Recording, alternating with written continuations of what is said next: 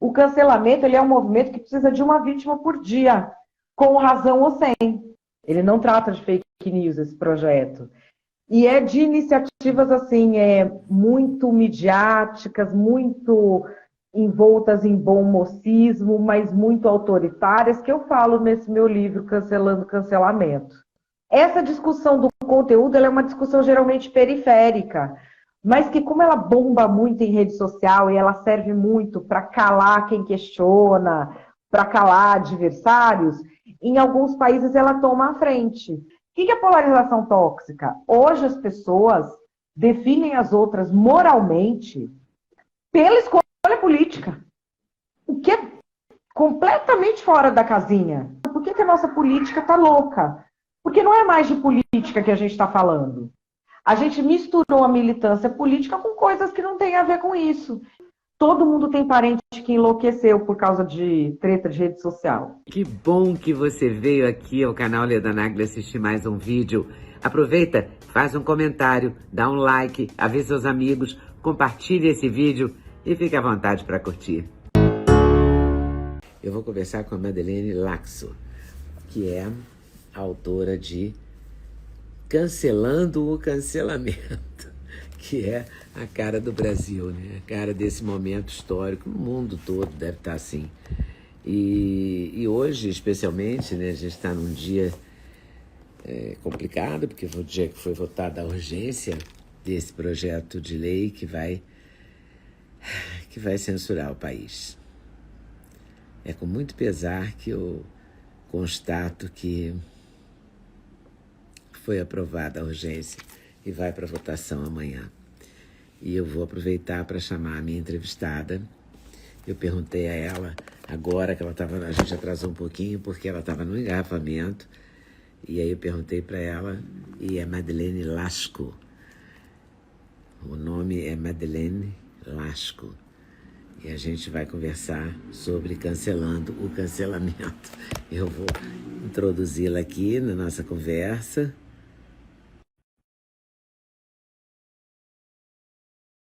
Uma mulher incrível, que é uma comentarista, que é uma jornalista, enfim, que é colunista do UOL, que é tudo, e que é bonita pra caramba ainda por cima. Viciado. E está em todas as discussões. É um dia complicado, né, para a gente que é jornalista, né? Ai, primeiro que a gente dá boa noite, Leda, Boa dizer que é uma noite, honra imensa, imensa, imensa estar aqui. Imagina. Você é nossa mestra, você foi a primeira mulher no jornalismo que fez coisas que não eram de mulherzinha. Você foi você que traçou o marco, abriu a porta para que eu pudesse estar aqui metendo a boca em quem eu quero.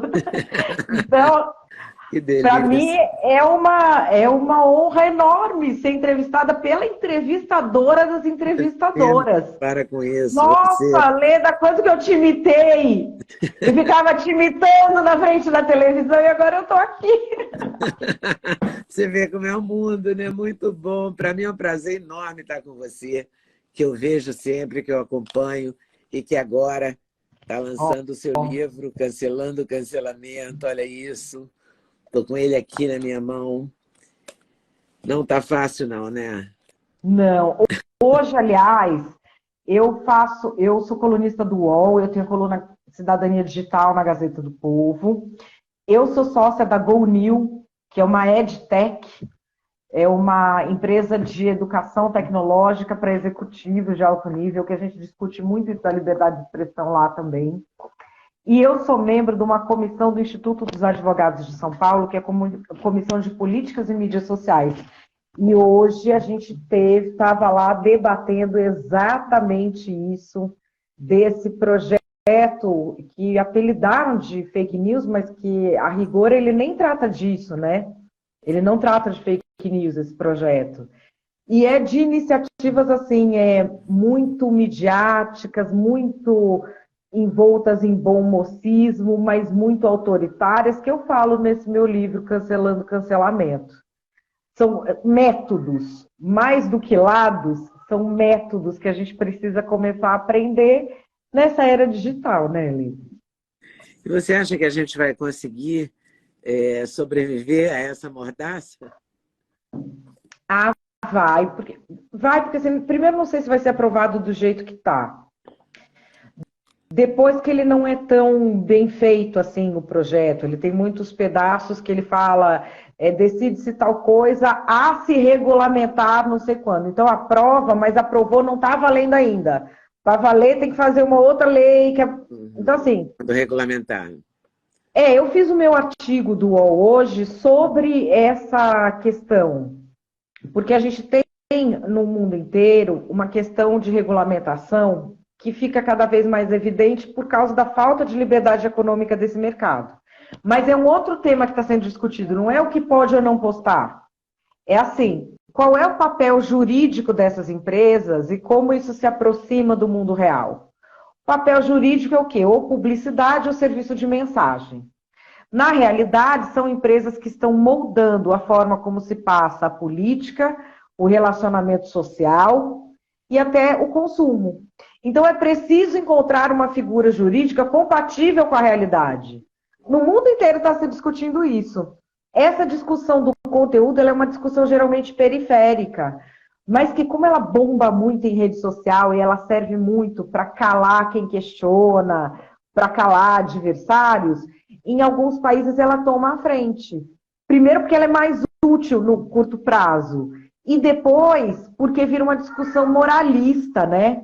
Uma discussão de quem fala coisas boas, de quem tem bons pensamentos, e o outro é mau, o outro é. Você não pode errar. Você é nazista, você é fascista, que é para a pessoa ter aquela sensação que ela está lutando contra algo muito poderoso, né? E que ela é Então, do assim, bem, né? isso é uma coisa que eu falo no livro. Tem um negócio que chama polarização tóxica, não é polarização política. Polarização política sempre teve, gente. E Sempre tinha sempre vai aquele ter tio, também, né? sempre vai ter, é natural. Todo mundo sempre teve aquele tio que chamava a ditadura de gloriosa e o primo com a camisa do Che Guevara. Ia todo mundo no mesmo churrasco. Quando esquentava, pedia para um sair comprar cerveja. E acabou, não tinha grandes repercussões. O que é polarização tóxica? Hoje as pessoas definem as outras moralmente pela escolha política, o que é completamente fora da casinha.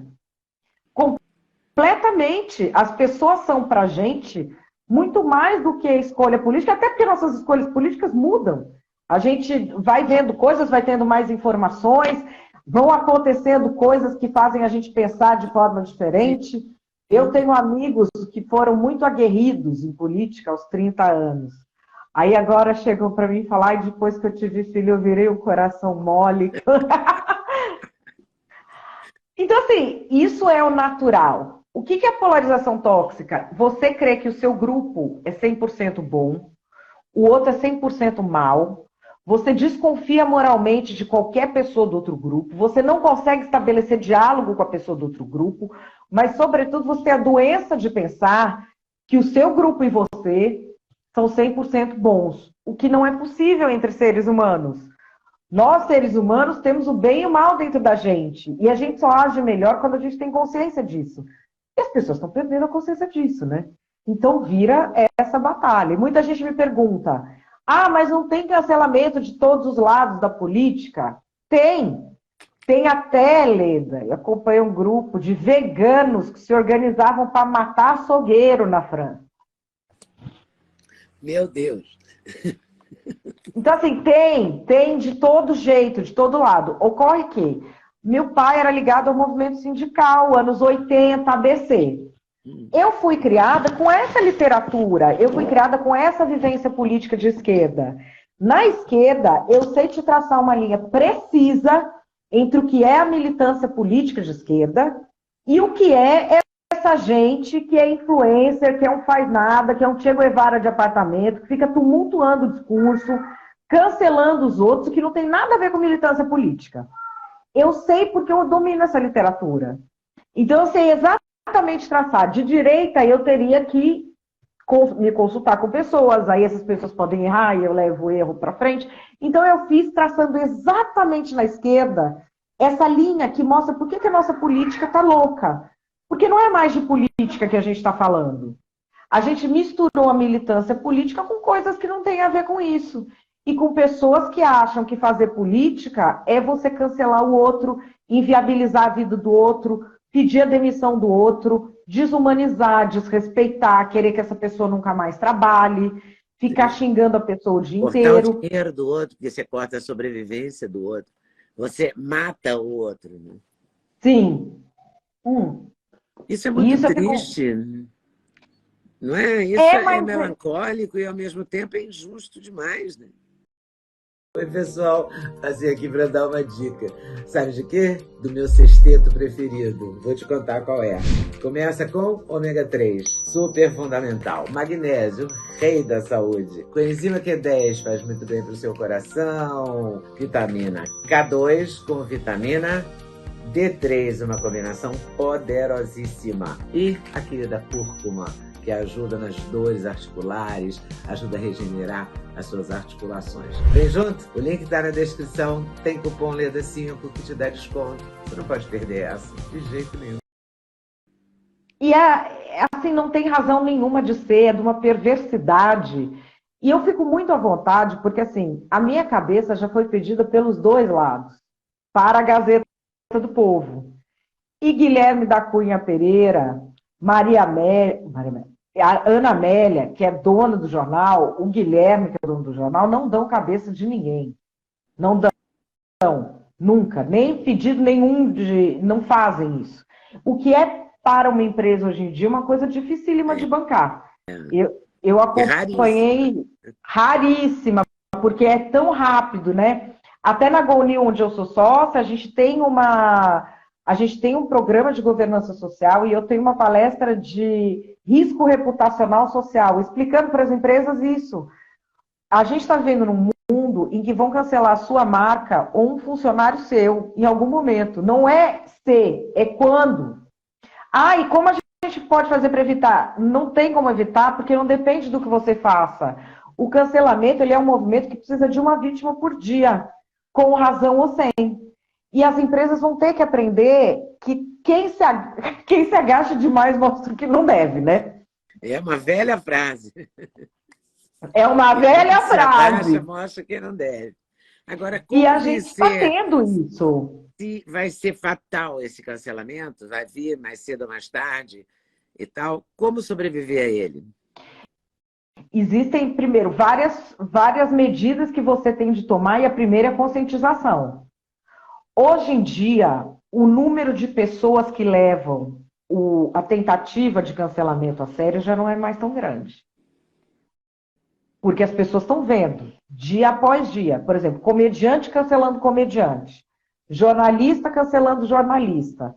É uma galera que acha que todo mundo é trouxa, né? Que todo mundo vai achar que eles estão defendendo uma causa. Ninguém é trouxa. Jornalista cancelando jornalista, ele quer o quê? Mercado. Humorista cancelando humorista, ele quer o quê? Mercado. Ele quer botar os parça dele lá, ele quer botar uma empresa de joelho para ver se consegue alguma coisa. As pessoas não são mais trouxas. Durante algum tempo, acho que se acreditou que era por uma causa e que até tinha gente que estava lá por alguma causa e se cedia. Tinha até quem que defendesse causas, né? Tinha, mas assim, virou uma coisa em que se rouba o vocabulário da militância, se privatiza a militância, né? Vira uma coisa que, assim, eu fui criada por um pai sindicalista. Quando eu vejo pessoas adultas dizendo que existe propaganda de banco inclusiva, eu dou graças a Deus que ele morreu para não ver isso. Porque, pelo amor de Deus, gente, a publicidade é o capataz do capitalismo. O serviço sujo que o capitalismo não faz, de dizer às pessoas que elas vão ser felizes só pelo consumo, porque o empresário não é feliz só pelo consumo. O empresário tem a realização dele familiar, tem a espiritualidade, ele deixa um legado. Ele não vai ser cara de pau de ir lá falar para a pessoa que ela vai ser feliz só pelo consumo para ela comprar. Então ele contrata quem faz o serviço sujo, que é o capataz.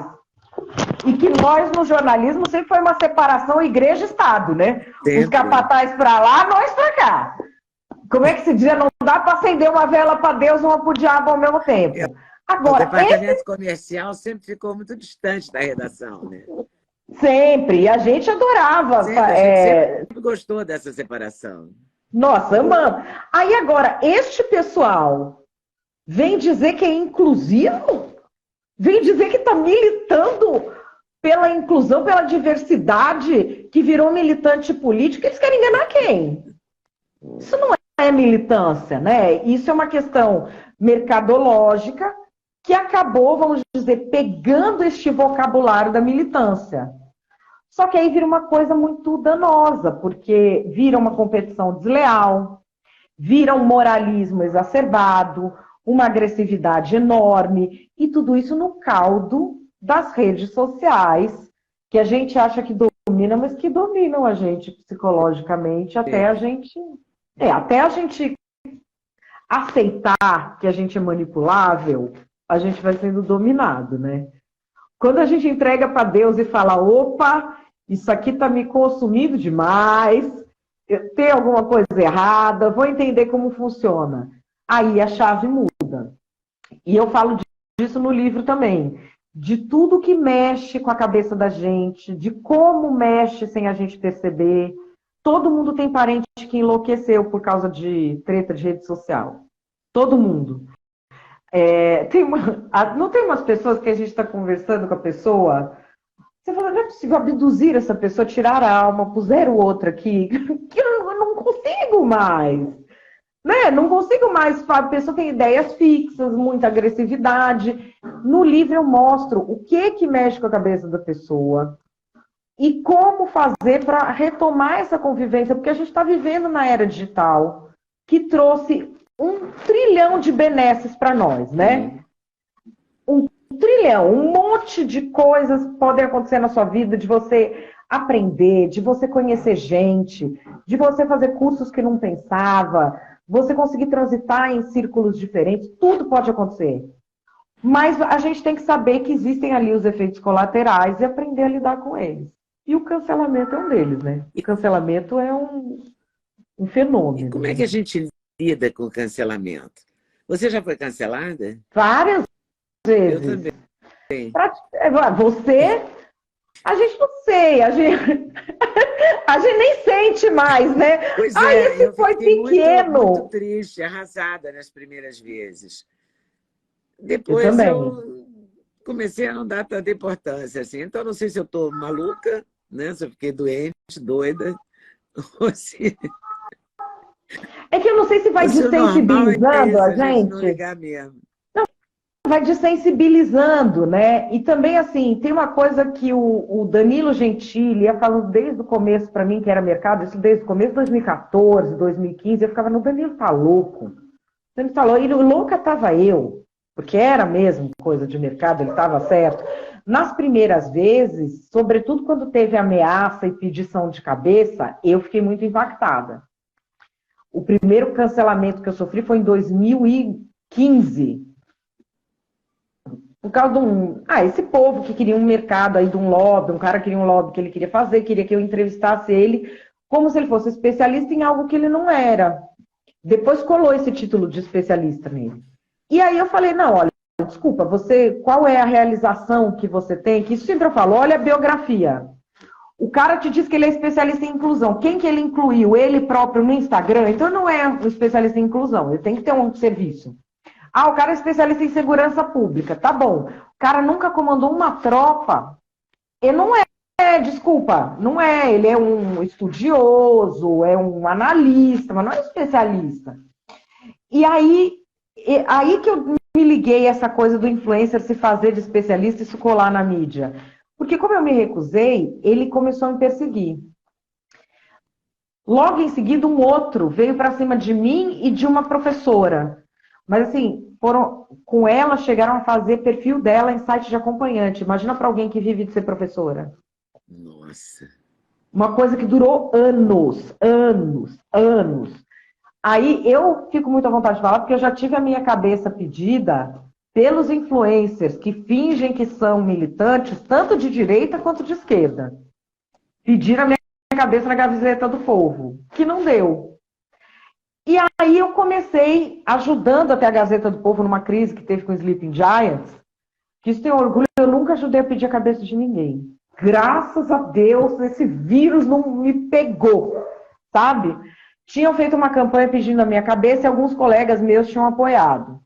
Ou silenciado de forma absurdamente cúmplice, que é um comportamento que você conhece melhor que eu até, né? Aquele silenciozinho, eloquente. Então, tinham feito isso e uma das pessoas que estavam nesse grupo virou alvo do Sleeping Giants. E era uma pessoa que não tinha feito nada para me defender quando pediram minha cabeça.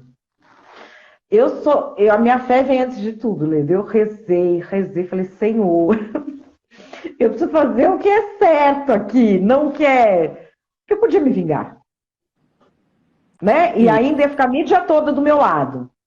Porque é um cara de direita, então a mídia fica do meu lado. Mas eu defendi o cara. E aí o Sleeping Giants veio pra cima de mim. No final das contas, tinha mais gente pedindo a minha cabeça pra Gazeta do Povo do que a dele.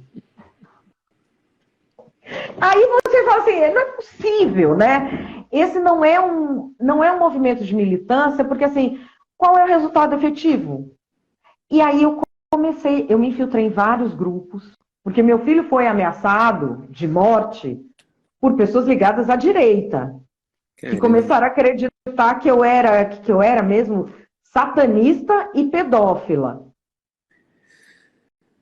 Sabe esses loops assim? Ponto, assim? Chegou. De ameaça de morte, em chan, em WhatsApp, em e-mail, em eu estar andando com ele no mercado, recebo no meu e-mail foto de nós dois juntos andando no mercado, a gente sabe quem você é, você não sabe quem a gente é. E aí, assim, é muito forte, e assim, minha avó estava com câncer na época, puseram o endereço dela na internet, foram até o prédio. Por quê? Aí, por isso que eu falo do cancelamento. Isso é política? Você já cobriu as batalhas políticas sangrentas da saída da ditadura militar, Collor versus Lula, Brizola ali no meio? Tinha isso? Não tinha. Por quê? Não tinha. Não tinha, porque isso não é política. Isso eu falo bem no livro. Isso é a antipolítica. É gente que já é perversa, que já quer satisfazer algum desejo perverso e que não pode assumir por aí, e que começa a emular, a imitar o vocabulário político, a entrar nos grupos políticos falando isso, para fazer essas ações perversas. Qual é o objetivo político de uma ação de ameaçar uma criança de morte? Não tem. Então, assim, são grupos que eles estão agindo sempre no simbólico. E o que acontece é o seguinte, começa todo o grupo a botar apelido nas pessoas, a estigmatizar, desumanizar, a não sei o quê. O doido, que não tem nada a ver com a política, ele já é o perverso, não é doido, é perverso. Ele cola naquele grupo para ter uma capa, um escudo, como se fosse uma desculpa, um grupo de apoio para ele realizar a perversidade. E isso está acontecendo muito. E a gente não percebe, porque o volume vai aumentando tanto que se mistura quem está só desabafando e só xingando com o cara que é perverso e vai fazer alguma coisa. E tem passos para isso acontecer. No livro, eu traduzi um manual, que é o Manual de Radicalização, de um cara que chama Andrew Anglin. Esse cara, ele está foragido da polícia nos Estados Unidos, foi julgado, assim, coisas muito punk de tentar levar gente ao suicídio, caramba. Quem é esse Andrew Anglin? Ele era um militante antirracista vegano. Aí não estava fazendo muito sucesso, ele foi dar água para o vinho. Ele virou neonazista trampista. Assim. Do nada. E aí ele fez... porque ele, na verdade, não era militante de porcaria nenhuma. Ele era uma pessoa perversa que queria um grupo que desse desculpas para ele agir de forma perversa. Porque fica aquela coisa do bem contra o mal. Então, eu sou o bem, eu estou contra o mal. Olha, eu jamais seria tão radical assim. Eu só fiz porque o outro era mal. Ele fez um manual de como você leva as pessoas a se radicalizarem sem perceber. O objetivo do manual é levar a pessoa a ficar num estado mental em que ela ri da morte daquele que é o alvo do grupo. Caramba. E aí você vai lendo lá, esse manual ele adaptou de onde? Isso está tudo no livro, certinho, bonitinho. Eu não ponho só o manual lá.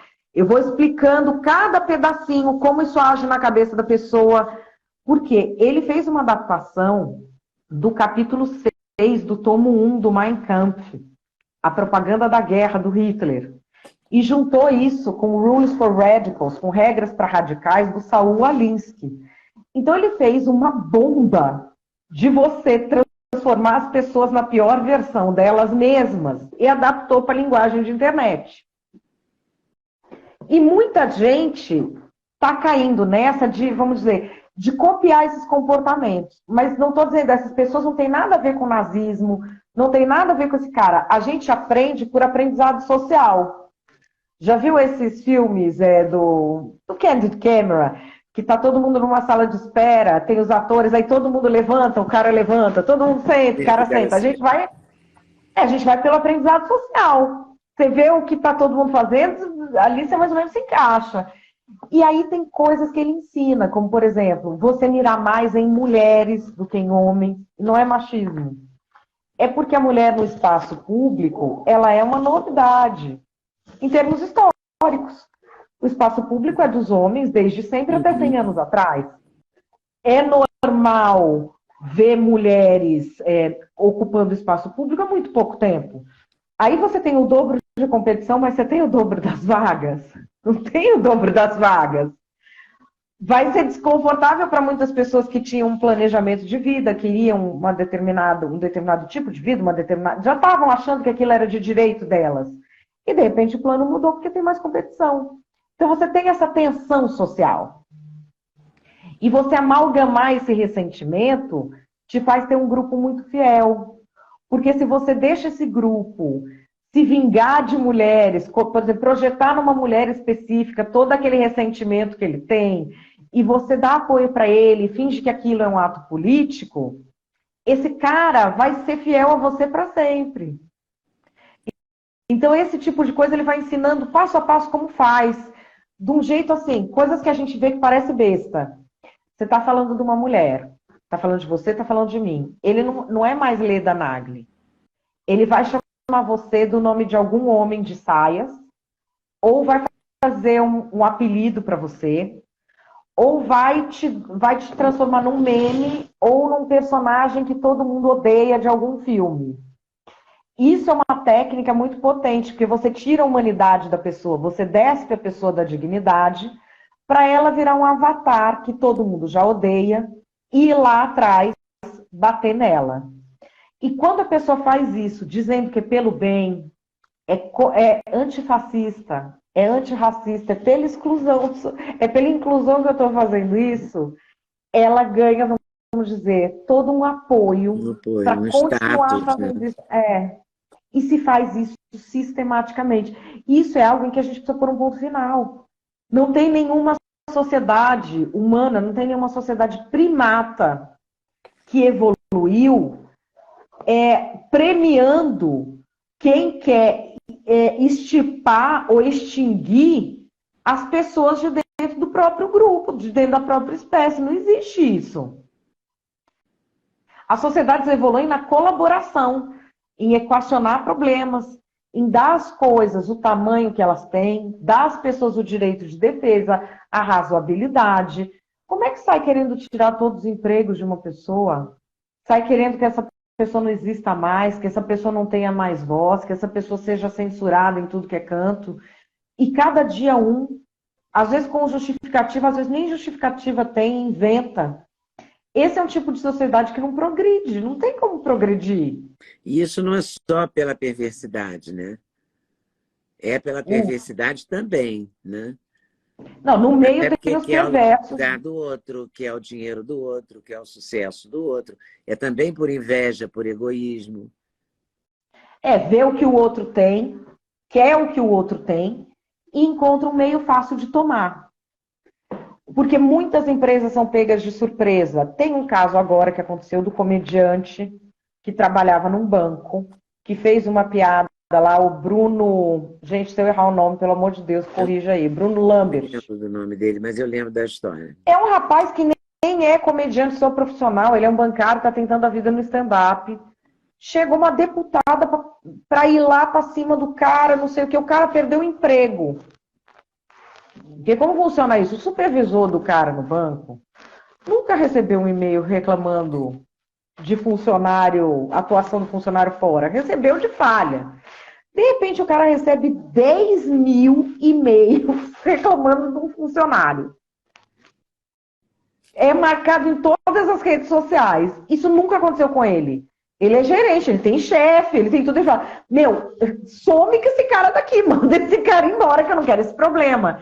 Ele não tem a dimensão, Leda, porque ele está inserido numa roda viva, numa arena romana que foi criada ali. E que ele está compactuando com essa arena romana quando ele dá aquela cabeça. Ele não percebe. Ele se vê a quadra e deu a cabeça. Bom, o Ministério Público estava investigando o rapaz. Já decidiu que não vai oferecer denúncia. Ou seja, ele ganha, mas não leva. Ele já perdeu o emprego.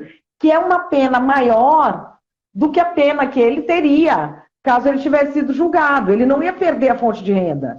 Julgado, talvez ele tivesse de pagar uma indenização que valesse alguns salários, não que valesse o emprego. Então, diante disso que a gente está, de pessoas que se juntam para fazer bullying, dizendo que tem causas nobres, e aí, assim, muitas pessoas me falam, mas na direita não tem isso também? Tem na direita, tem na esquerda, tem em cima, tem embaixo, tem fora da política também. Qual que é a diferença dos canceladores? Por que eu resolvi falar sobre os canceladores? Porque eles são os únicos que são levados a sério pela imprensa e pela universidade. O cara cancela alguém hoje, dizendo que a pessoa é racista, amanhã ele está sendo ouvido na imprensa como militante antirracista sem ser. Daí, depois de amanhã, ele está dando palestra de inclusão em empresa. E as empresas deixando esse pessoal entrar. Para mim, na minha cabeça, o corte tem que começar pelas empresas. As empresas já sabem que esses programas de inclusão desse povo que é influencer, é tudo fajuto. É tudo fajuto. Não dá certo. Elas não têm resultado. A empresa que quer incluir, ela faz o programa e não consegue incluir. O turnover que eles falam, que é o tanto que roda de funcionário que pede demissão e que sai, você faz um programa desses de inclusão que o influencer fajuto programou para você. Você, num primeiro momento, coloca, logo em seguida sai todo mundo, porque você não adaptou a estrutura da empresa para ter a governança social necessária para ter um quadro diverso. O que é um quadro diverso? Por exemplo, hoje uma empresa de design de imóveis ou de varejo. Vamos dizer, alguém que é só de classe média alta, não consegue mais atender o público que compra aquilo, não consegue entender o público de classe baixa que está comprando.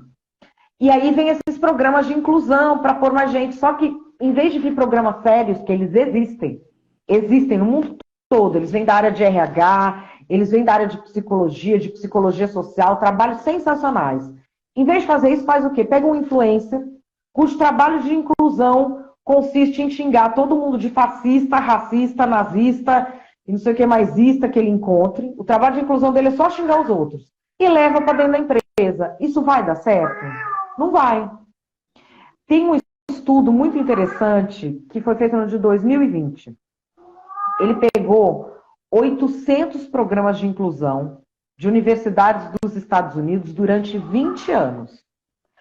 E aí, ele analisou o seguinte, que quem não fez nenhum programa de inclusão incluiu mais do que quem fez programas baseados em controle de vocabulário, famoso TODES e índice de palavras proibidas, reconhecer privilégios e evitar microagressões. Reconhecer privilégios, evitar microagressões e controlar vocabulário inclui menos do que não fazer nenhum programa de inclusão. Que loucura. Ou seja, são ações que não incluem, mas elas são mercadológicas. Elas te selecionam o público. Quem está falando TODES, quem quer trocar criado mudo por mesa de cabeceira, quem está te falando que nas coxas é racista, Na verdade, ele está querendo fazer o quê? Num país de milhões de analfabetos que não sabem relacionar, como é que chama, o conteúdo do que estão lendo, aquilo fazer um sentido, de pessoas que têm dificuldade de acesso à literatura, pessoas que leem e escrevem, mas não têm repertório. Você chega num país desse, você exclui o pobre.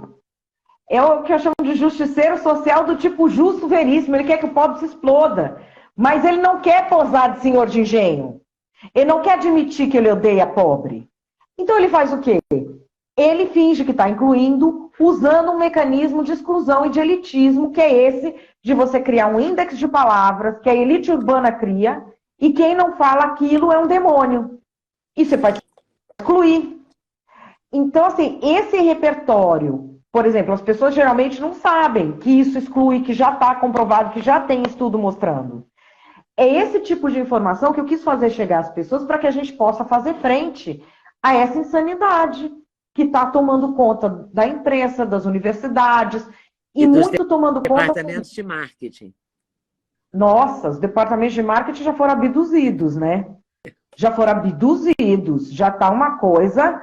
e muitas vezes a empresa acha que o quê? Que o marketing está lidando com a área social, porque ele está falando que está fazendo isso.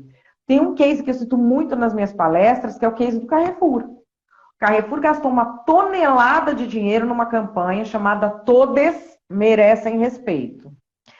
Essa campanha foi lançada, saiu na coluna da Mônica Bergamo. Ela foi lançada no mesmo dia da Consciência Negra, em que o segurança assassinou um cliente negro dentro da loja. Meu Deus. No mesmo dia. Aí você vai ver qual é a governança social que eles tinham. Eles tinham uma decisão, terceiriza ou não a segurança. Quais os critérios de escolha da segurança? Esses são critérios sociais de verdade. A gente vive num país desigual. A gente vive num país em que existe o racismo. Você vai falar, não, assim, existem essas coisas. Piada racista na TV podia ter outro dia. Eu, mocinha, via piada racista, era tudo normal para as pessoas. Isso fica. E os seguranças precisam ter um treinamento especial, porque as pessoas negras, as pessoas pobres, as pessoas gays, estão se dando o direito de ser quem elas são. E elas vão no mercado. E ele não pode pôr para fora, vomitar os preconceitos dele ali no mercado. Ele tem que agir com critério. Em vez de focar nisso, o dinheiro se focou onde? Numa campanha de marketing chamada Todes Merecem Respeito. Eles já gastaram uma tonelada de dinheiro com isso, porque teve que fazer depois o conselho dos lacradores para ver se eles podiam entrar de novo para a sociedade. Teve que negociar com a família do cara, mas assim, isso tem que ser feito na estrutura. Só que a estrutura, você mexer em estrutura, não faz boas campanhas de marketing, né? E eles não mexeram na estrutura, porque continua acontecendo, é recorrente no caso deles, né? É recorrente. Porque se não se preparar, você vai ser recorrente. Porque tudo isso, olha, fazer piada com pessoas deficientes, fazer piada com negros, fazer piada com gays, isso vem há anos, não é? Tem shows inteiros. Se a gente olhar, sei lá, um show do Costinha, um show do Costinha, nosso ídolo. Não é? Eram então, inteiros assim. Não é? O próprio Chico Anísio, verdade, que teve, sei lá, quantos mil personagens, teve Painho, etc. Blackface, quantos blackface de Chico Anísio já vimos? Mas aí entra uma outra coisa, que é o quê? O cancelador, ele quer apagar a história. Ele quer reescrever a história. Então ele quer apagar tudo isso. Ele quer apagar o Cacete Planeta. Ele quer reescrever a Bíblia, quer dizer, tudo é possível, né? Não, vamos combinar que literalmente tudo é possível. Não, aí outro dia me falaram, não, mas tem que tirar tudo que era escravagista. Eu falei, meu amor... Então nós vamos ficar o quê? Com os últimos 50 anos e põe a Mauritânia para fora, porque a servidão por dívida ainda pode lá, e a gente exclui a Mauritânia do mapa. E são pessoas que não têm repertório para saber isso. Porque assim, tem uma frase que ela é tão boa, que eu já ouvi ela acreditada desde o Lord Acton, pensador, conservador, até a boca do Che Guevara, e ela está na abertura do El Patrón del Mal, que é a história do Pablo Escobar feita pela TV Caracol. Que é o seguinte, um povo que não conhece a própria história está afadado a repeti-la. Não tem essa. Eu vi outro dia vieram com o negócio de querer reescrever o Monteiro Lobato, gente. Teve isso. E aí, assim, é aí que eu mostro, Leda, no livro certinho, por exemplo, isso de reescrever o Monteiro Lobato, para evitar o racismo, não sei o quê. O Monteiro Lobato não era só racista, ele era eugenista. Ele era pela purificação da raça. Ele era da Sociedade Eugenista Brasileira. Ele foi parte disso. Aí você tem herdeiros que não gostam disso. Por que em vez de doar o dinheiro para fazer reparação social, eles querem reescrever a obra e continuar com o dinheiro? Doa o dinheiro! Não tem vergonha disso? Então não viva mais disso? Doa o dinheiro que veio dali. Isso o cara não quer. Ele não quer, que assim, é um produto, ele não quer abrir mão do privilégio que ele tem. Ele quer fingir que, em vez de ser parte do problema, ele passou a ser parte da solução. Sem ser. Então, assim, é muito mais útil deixar a história como ela é, o cara é eugenista, o tratamento dado às pessoas já era racista, mas ele era um tanto a mais até do que era na época. E eu, como sou contra, não recebo mais dinheiro que vem daí. Aí eu acho correto. Eu acho correto. Aí é um posicionamento que, assim, eu posso concordar com escolha, né? É uma escolha. É uma escolha coerente. A pessoa fala, não vou mais viver disso. Por exemplo, eu trabalhei em Angola, com comunicação para o desenvolvimento, na ONU, vinculada ao Unicef, na campanha que erradicou a polio em Angola, em 2010, 2011. Passei a minha gravidez lá. E eu vejo muitas pessoas falando de inclusão, das pessoas negras, do não sei o quê, do África. E, assim, as coisas que essas pessoas falam para dizer que estão defendendo são coisas que, para as pessoas do continente africano, são profundamente racistas. Essa coisa de apropriação cultural, por exemplo, que aqui a gente ouve falar, parece que a pessoa é um santo quando ela está falando de apropriação cultural. Quando eu estava lá em Angola, começaram a falar disso, nossos colegas aqui do Brasil. E eu estava lá, estava grávida, minhas roupas não cabiam mais. E minhas amigas não sossegaram enquanto eu não parei de usar, minhas amigas não, meus colegas de trabalho, enquanto eu não parei de usar o social ocidental para usar o delas. Tive que ir na costureira. O dia que eu fiz a roupa delas, nossa, aí acabou. Eu falei, gente, agora estamos nesse negócio de apropriação cultural. E elas falaram para mim, mas vocês são demais, né? Quando vocês vêm aqui, impõem os costumes para a gente, é colonização. Quando a gente impõe para vocês, é apropriação cultural, então a gente nunca faz nada. Você foi grávida para Angola? Eu não sabia que eu estava grávida. Eu tinha um diagnóstico de infertilidade, Leda. Foi praticamente um milagre. Eu dormia, achei que era malária. Fui lá no OMS, fui fazer um exame de malária. Cheguei lá e ele, para mim, a doutora está com febre de quanto? Eu falei, não tenho febre. Ele falou, então sua malária é outra. Já trouxe ultrassom. E ele estava certo. E aí eu tinha desfeito todos os contratos aqui no Brasil já para ir para lá. Aí eu fiquei lá até a última semana que eu podia voltar. Isso e tem quanto tempo? Vai fazer agora, meu filho está fazendo 11 anos, eu voltei em 2011, vai fazer 12 anos. Caramba!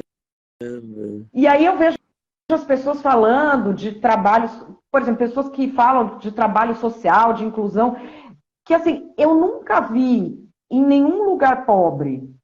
Nunca vi assim, um pobre que conhece essa pessoa. Eu vejo pessoas falando de inclusão em eventos que custa R$ 1.500 a entrada, onde uma pessoa fala sobre o quanto a outra é inclusiva.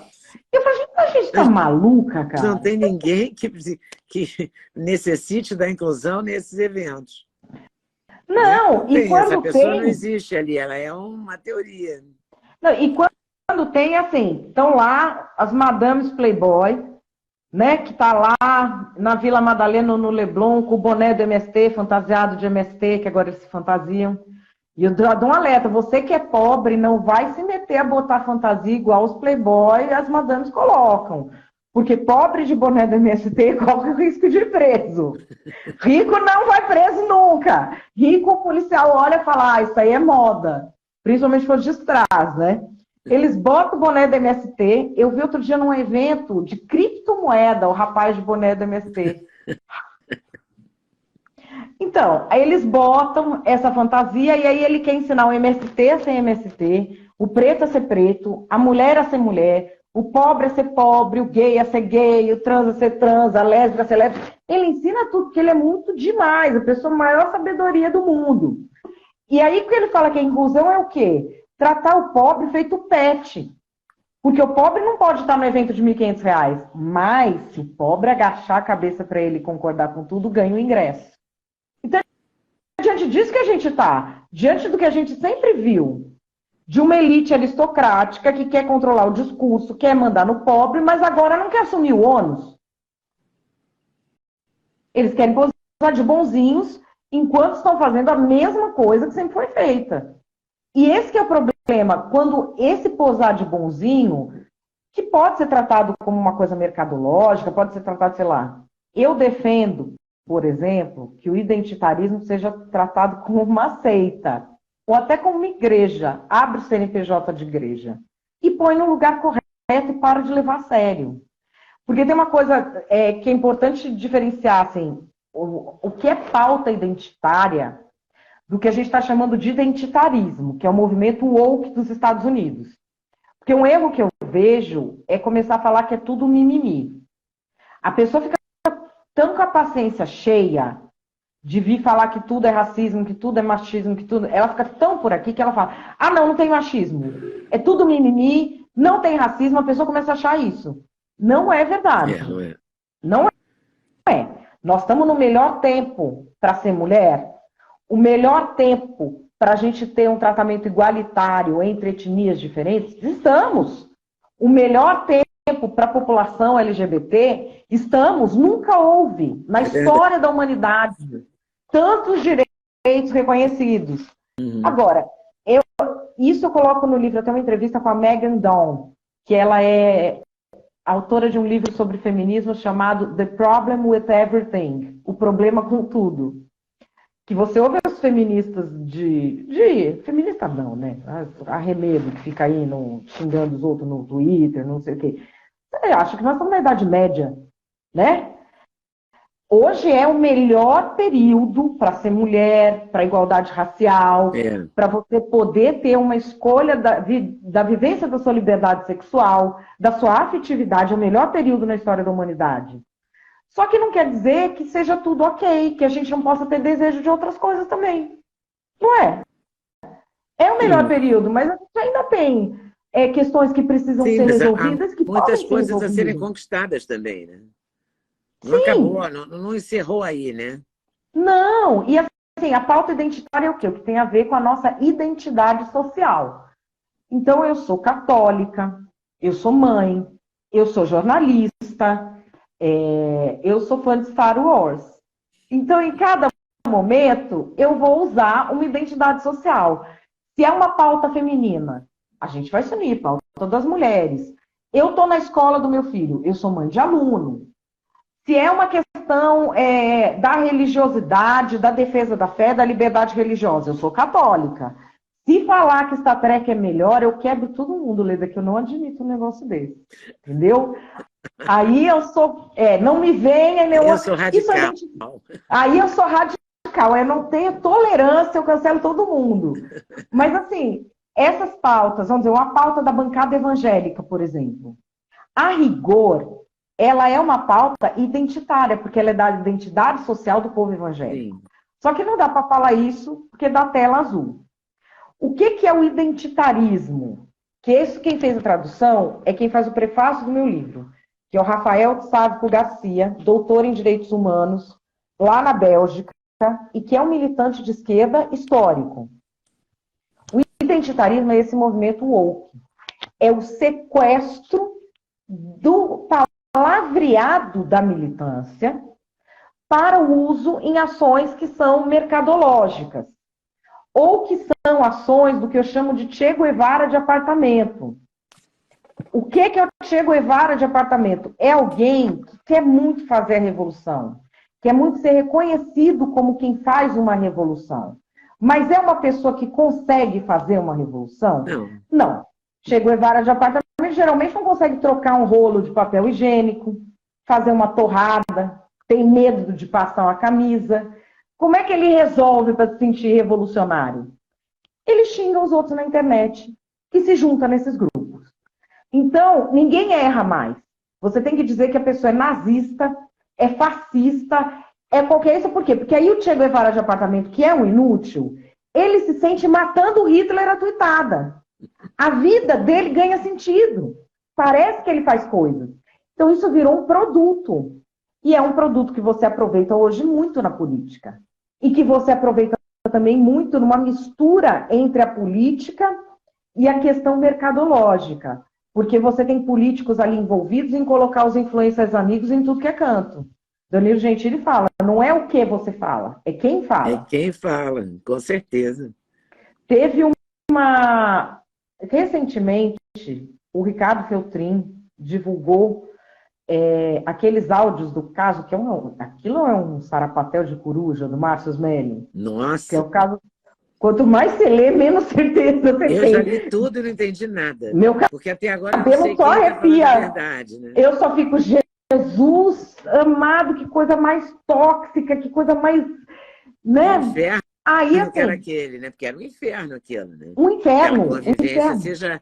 Seja de que lado for ali, não era bom, né? Não, era tóxico, realmente. Não, era uma coisa que degringolou num grau, mas assim, que eu fico imaginando se trabalhar num ambiente desse, pelo amor de Deus. E aí, em um dos diálogos das mulheres com ele sobre ele, elas chamam ele de negrinho insolente, negrinho não sei o que, negrinho não sei o que lá. Por que não cancelou? Por que a Luísa Sonza, por exemplo, com processo de racismo, respondendo à justiça, não foi cancelada? E qualquer, vamos dizer, influencer que não seja da patota, influencer não, qualquer ator, qualquer jornalista, qualquer humorista que não seja da patota, se falar o seguinte, olha, vamos botar o preto no branco. Pronto, a gente é racista. Sim, porque tem método, né? Tem lado. Tem lado. É você conseguir demonizar um grupo para o seu grupo ocupar aquele lugar.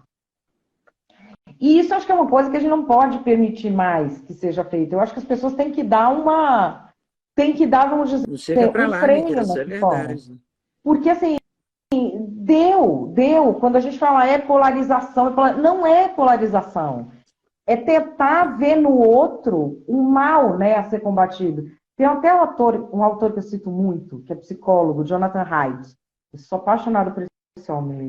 Meu sonho fazer uma entrevista com esse homem. Eu já li todos os livros dele, eu leio muito livros de psicólogos sociais. Eu fiquei tão obsessiva, que tem o Jay Van Bavel, que eu enchi tanto o saco desse homem, que ele me mandou o livro dele em PDF antes de publicar. Então, eu acho que você vai entrevistar esse que você quer entrevistar, porque você é tinhosa. Eu sou tinhosa. E aí, tem uma coisa que ele fala que eu acho muito importante para pais, avós, quem tem crianças queridas, professores, que é o seguinte: nós estamos criando uma geração para o fracasso, baseado em 3 falácias que os canceladores apresentam para eles. Primeiro, o que não te mata te faz mais fraco. Segundo, confie sempre, cegamente, nos seus sentimentos. E terceiro, a vida é uma luta constante do bem contra o mal. Se a pessoa acreditar nisso, ela vai fracassar. Ele tem um levantamento mostrando, por exemplo, essa geração do safe space, né, que eles falam, que é esse espaço em que você não pode dizer palavras que ofendem, palavras que agridem. O Jonathan Haidt está fazendo um trabalho legal, muito legal depois do livro dele. Eu cito várias pesquisas do livro dele no meu, cito trechos do livro, e ele está dando continuidade. Ó, gente, vai lá, compra. Hoje já estava entre os 10 mais de política mesmo. Opa! Da LVM, editora. LVM. E assim, o Jonathan fala uma coisa, essa geração criada nesse safe space, que ninguém pode ofender, que você tem que tomar cuidado e tudo, ela tem 30% a mais de ansiedade e de depressão. E um índice enorme a mais, em alguns grupos, como de meninas de determinadas faixas, ele chega a quase 20% a mais de suicídio. É automutilação, suicídio, depressão e ansiedade. A primeira vez que eu ouvi isso, eu fiquei tão chocada, eu achei que era loucura da pessoa que me disse isso, que foi a Damares. A primeira entrevista que eu fiz com a ministra Damares, quando ela me falou isso, eu falei, gente, que mulher é essa? Que loucura é essa e tal? Não, Depois porque como ela vem de um negócio religioso e ela faz declarações muito... eu A achei gente que fica era... achando que não é uma referência que ela errou, ou ela Eu inventou, não achei sei o que ela quê. estava enganada, realmente. E depois eu fui entrevistando psiquiatras, pessoas de outros segmentos, sem o compromisso com a fé religiosa, nenhum compromisso religioso, apenas com os fatos em si. E fui vendo que ela foi das primeiras pessoas que eu ouvi falar sobre isso. E é real, né? E Infelizmente, e é um pós-pandemia, caminho de isso se volta agravou também. também, mas o que ele está fazendo agora, mostrando, é que é o seguinte, é uma linha crescente, que não teve grande alteração pela pandemia. Ela vem da rede social e dessa cultura que a gente tem, sobretudo dentro das universidades. A partir de 2010, isso fica muito forte.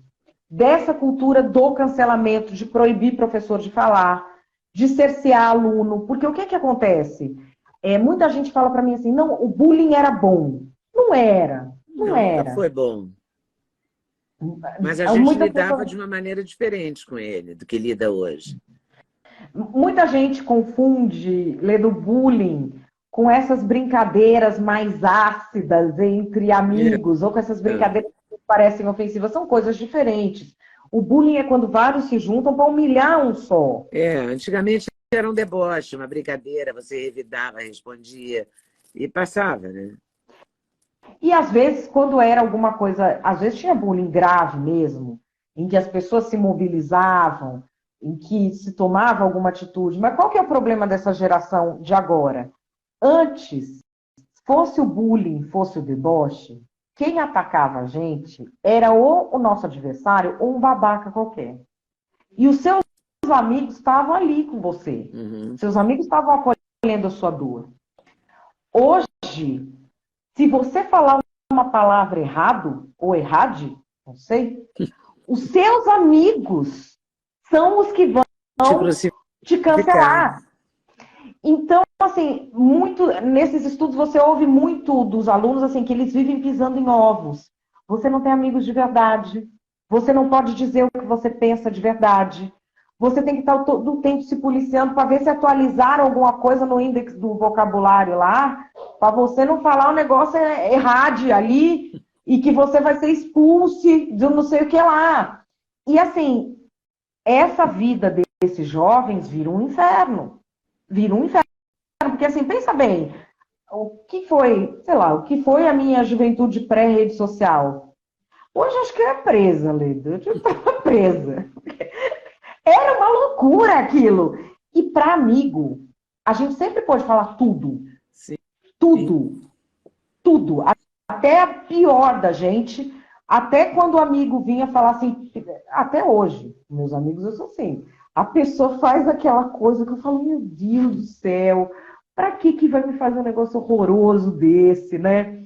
Eu falo, eu pra pessoa, sabe? Mas de novo, mas não tem o mínimo de vergonha na sua cara, não sei o quê.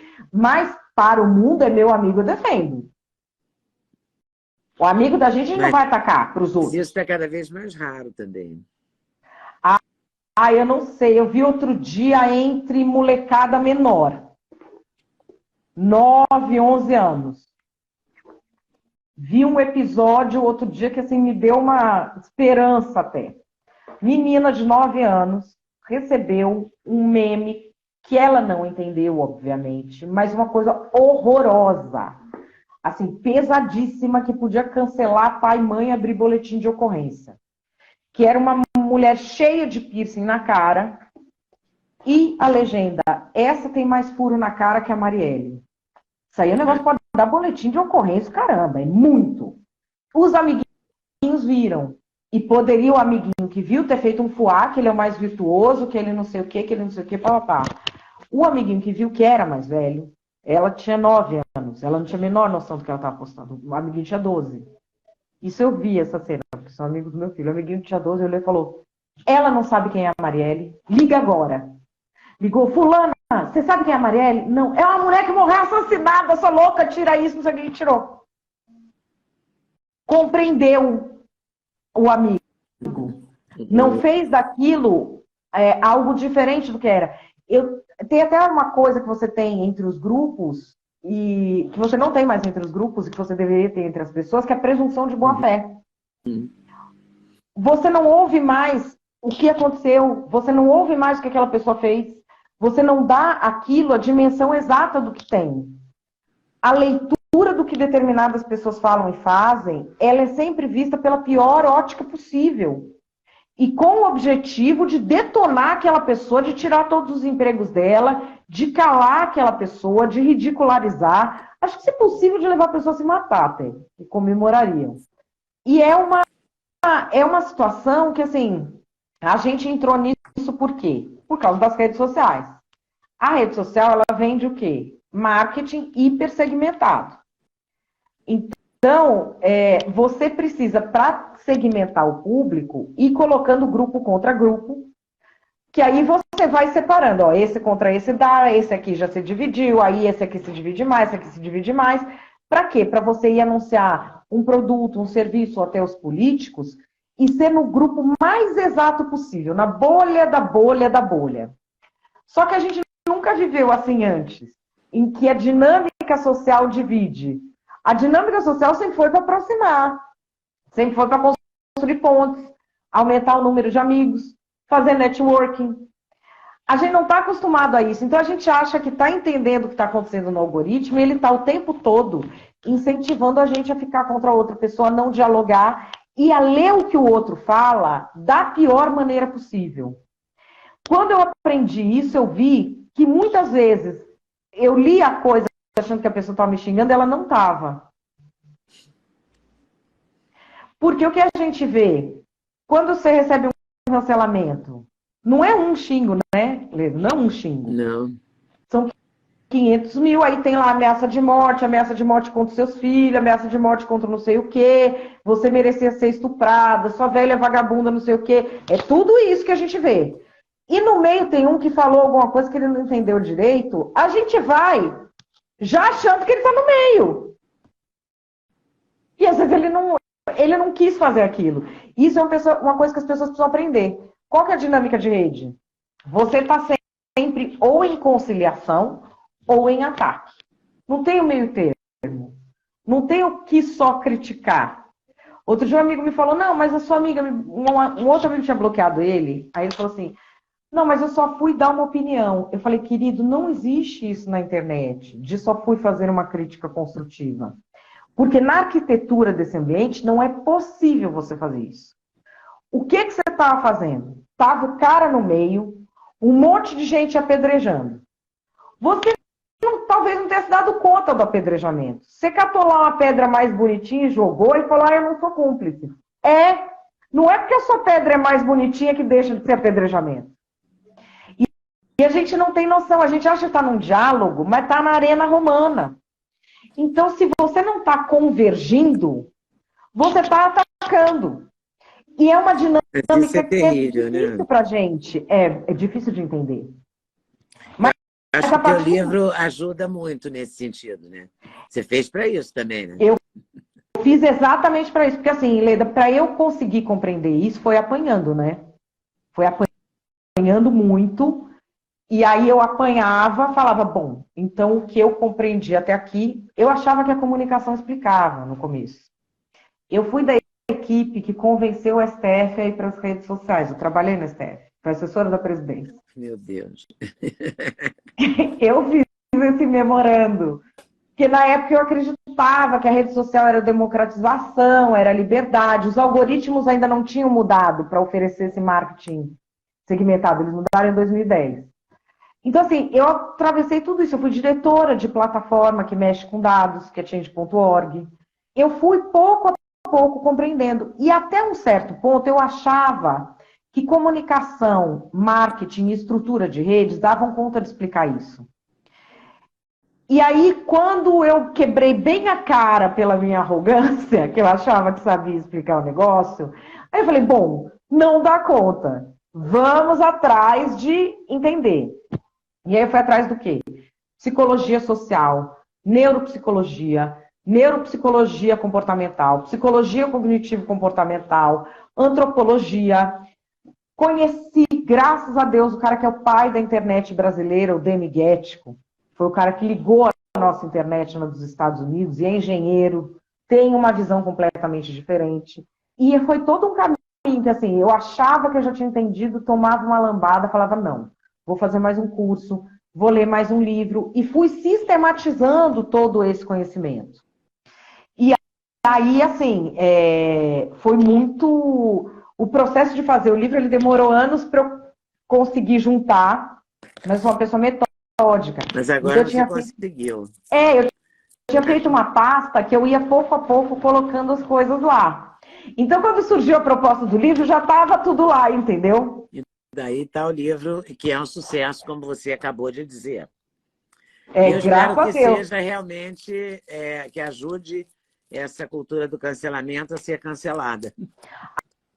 Eu também, Leda. Aliás, quero fazer até um convite para quem está vendo a gente aqui. Eu nem sei se eu podia abrir, mas como é uma masterclass de graça da GoNew, para quem nunca teve experiência de ver como altos executivos debatem esse tema, que eu te falei que eu quero nas empresas. Mas eu tenho uma chave no meu Instagram e no Instagram da GoNew, para quem quiser ir. Na sexta-feira, das 8h30 às 9h30 da manhã, a gente vai fazer uma masterclass que chama Poder Digital. O tabuleiro agora é outro. Para as pessoas entenderem o que as empresas estão discutindo agora. Porque as empresas ainda na propaganda, elas estão embarcadas na lacração, né? Mas elas já se ligaram que isso deu errado. Já se ligaram. Então, tomara que elas entendam isso. Tomara que você ajude nesse sentido também. Eu tenho uma missão, Leda, assim, de fé, que eu acho que a sociedade humana, ela só progride com perdão, compaixão e redenção. E o cancelamento é o avesso disso. O cancelamento é uma sociedade em que não existe perdão, não existe compaixão e não se acredita na redenção. E eu tenho muita fé, assim, que se eu conseguir contribuir um pouquinho para reverter isso, já vai ter valido a pena tudo que eu apanhei. Valeu, valeu. Valeu a pena a nossa conversa também. Muito obrigada. Fiquei muito feliz. Oi, pessoal, tudo bem? Passei aqui para avisar que o meu sexteto de suplementos, os queridinhos da Leda, já tem um link especial. Então você compra direto, numa tacada só, o sexteto. Ah, sim, você pode acrescentar colágeno, você pode acrescentar melatonina, tudo depende da sua escolha. Mas dormir bem é o melhor negócio, pode acreditar em mim. Vale conferir com certeza. Vai lá no link.